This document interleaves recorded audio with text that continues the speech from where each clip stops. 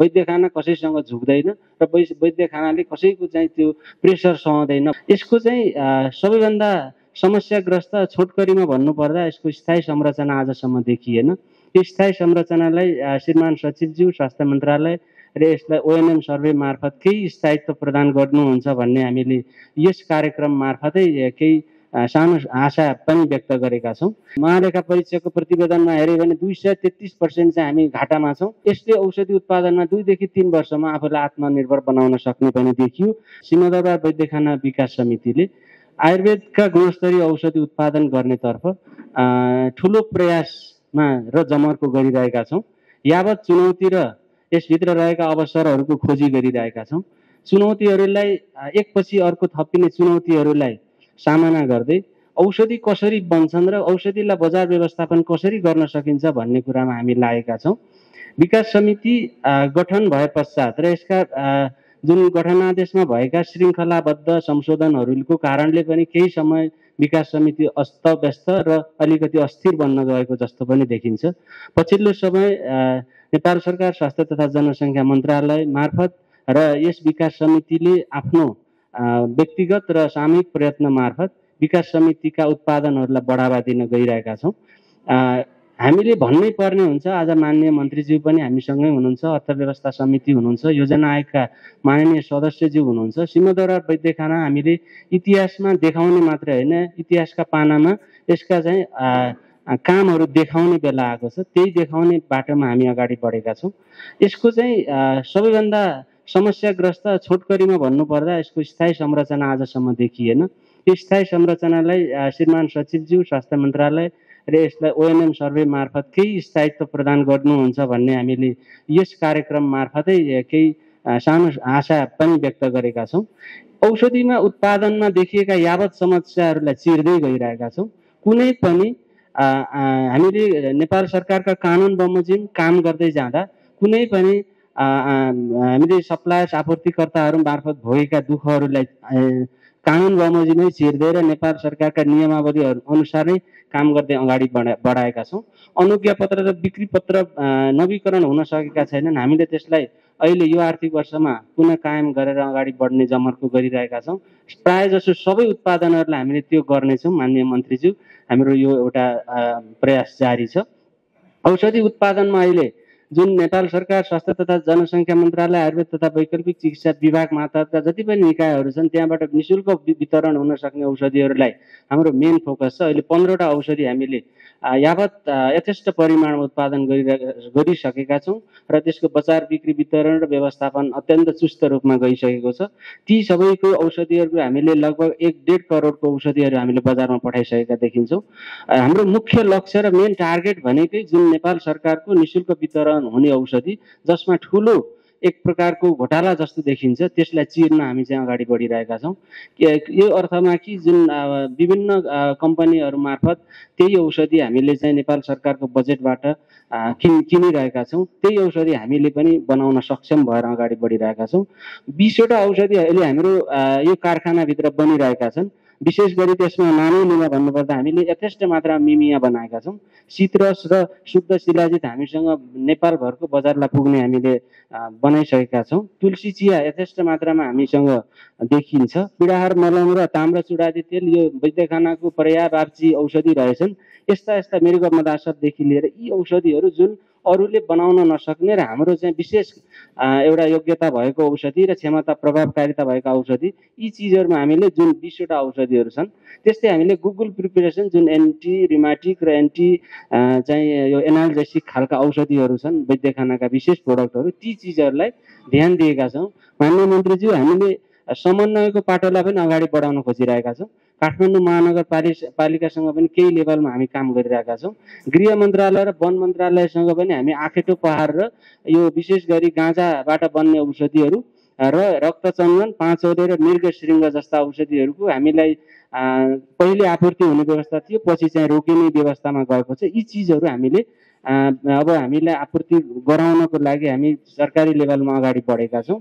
त्यस्तै जुन केही पालिकाहरूसँग हामीले पत्राचार मार्फत सरकारी G2G प्रक्रिया मार्फत हाम्रा औषधिहरू सोझो खरिद मार्फत किन्ने व्यवस्थामा हामी अगाडि पत्राचार गरिसकेका छौँ। 7वटै प्रदेशका आपूर्ति केन्द्रहरूसँग अबको नयाँ आर्थिक वर्षमा सरकारी मार्फत बिक्री उहाँहरूले निशुल्क दिने औषधिहरू के छन् त्यो लिस्ट के हो हामीलाई अग्रिम जानकारी सहित हामीले उपलब्ध गराउन सक्ने र परिमाणसहित हामीलाई दिनको लागि हामीले आन्तरिक तयारी र पत्राचार गरिसकेका छौँ।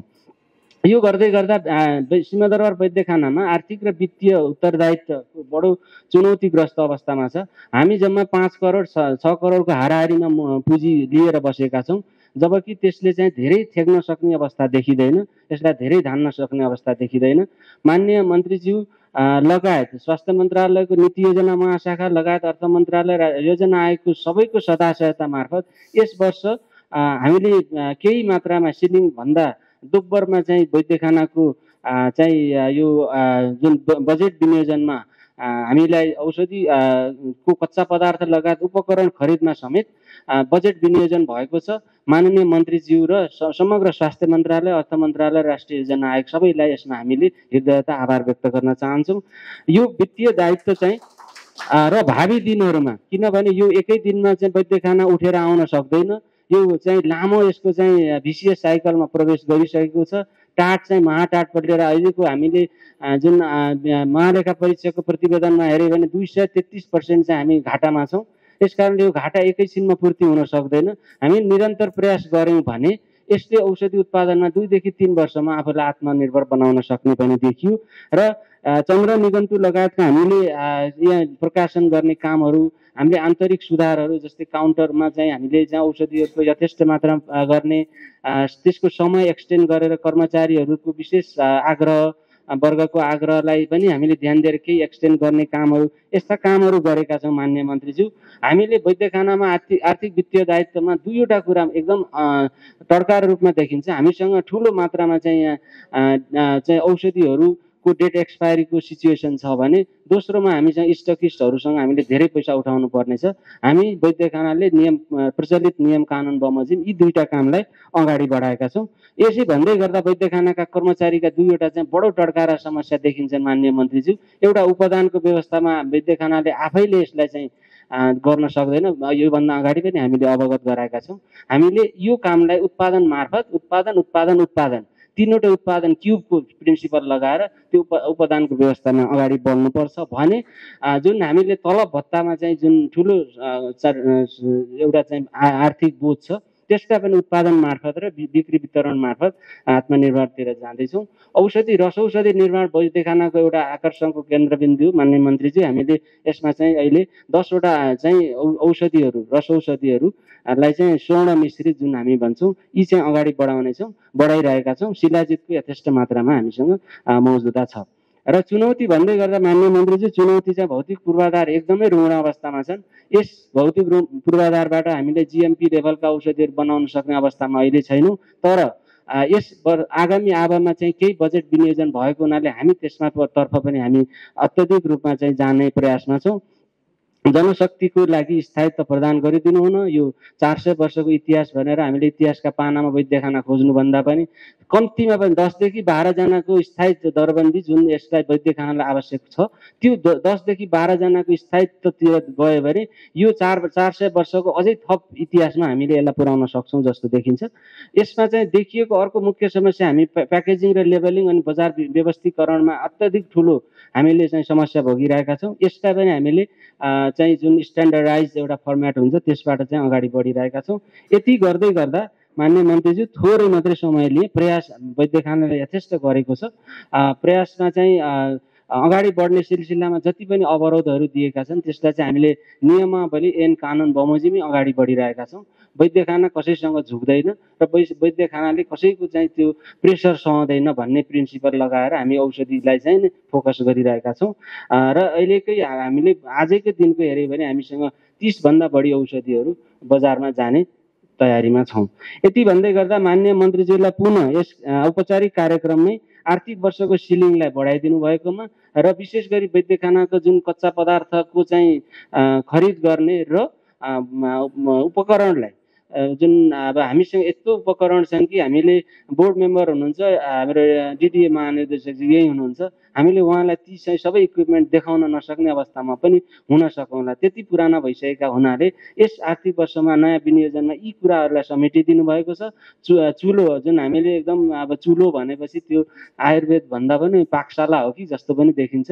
सुधारिएको चुलोलाई हामीलाई यसपटक आर्थिक उसमा चाहिँ बजेट आएको छ। यी सबै कुराहरूलाई समग्रमा वैद्यखानालाई एक लेभलको चलायमान र गतिशील बनाउनेतर्फ बजेट पनि प्राप्त छ र त्यो अनुसारको हामीले काम पनि गरेर देखाउने जुन वातावरण र व्यवस्था गरिदिनु भएकोमा माननीय मन्त्रीज्यूलाई पुनः हामीले यस वैद्यखानाको समग्र तर्फ कर्मचारी परिवार तर्फबाट र वैद्यखानालाई चलायमान र गतिशीलता प्रदान गर्न यस हरेक तह र तबकाले गरिदिनु भएको सहयोगलाई हामीले हृदयत नमन गर्दै र भविष्यमा अझै पनि 1-2 वर्षलाई यो वैद्यखानालाई यो कच्चा पदार्थको खरिद जुन हामीले र मेटेरियल्स भन्छौँ त्यो खरिदलाई चाहिँ केही मात्रामा चाहिँ अनुदानको मात्रा हामीले प्राप्त गर्दै गयौँ भने 2 देखि 3 वर्षमा र यसको स्थायित्व मेन्टेन हामीले गर्न सक्यौँ भने जुन यसको चाहिँ जुन लिडरसिपमा हुने अथवा चाहिँ यसको चाहिँ प्रशासनमा हुने स्थायित्वलाई हामीले कायम गर्न सक्यो भने 2 देखि 3 वर्षमा वैद्यखाना आफ्नो खुट्टामा आफै टेकेर अगाडि बढ्न सक्छ।